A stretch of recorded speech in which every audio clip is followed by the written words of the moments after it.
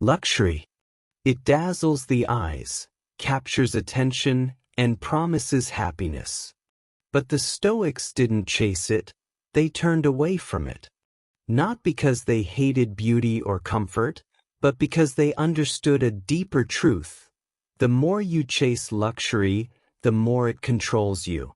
The Stoic does not reject comfort. He simply refuses to be a slave to it. Marcus Aurelius, one of the most powerful emperors in history, chose simplicity. He slept on the floor when he could have had silk sheets.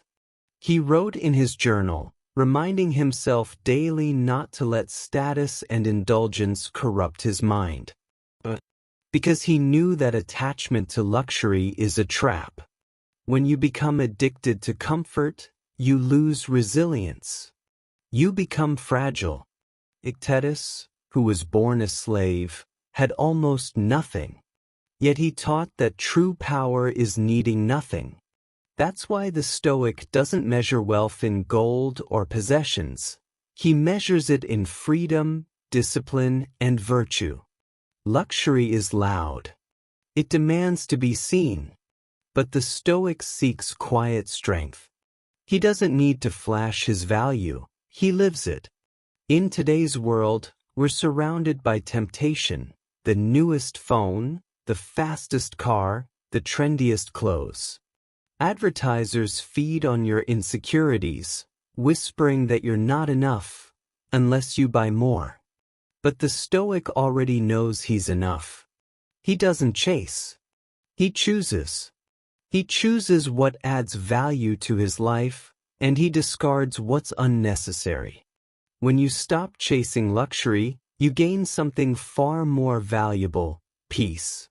Luxury often comes with a cost, not just money, but stress, debt, anxiety. You work more hours to afford things you barely use. You buy to impress people you don't even know. But the Stoic sees through the illusion. He finds richness in simplicity. A quiet morning, a clear mind, a well-spent hour. That's wealth. Seneca said, "It is not the man who has too little, but the man who craves more, who is poor." When you live with that wisdom, you stop being a servant to desire. You start mastering it. The more you own, the more you must protect, repair, and fear losing. But the Stoic travels light. He's free to move, to think, to grow. While others build prisons out of luxury, he builds freedom out of restraint. And that freedom? That's the real flex. In a noisy world, simplicity is power. So the Stoic doesn't chase luxury. He builds strength.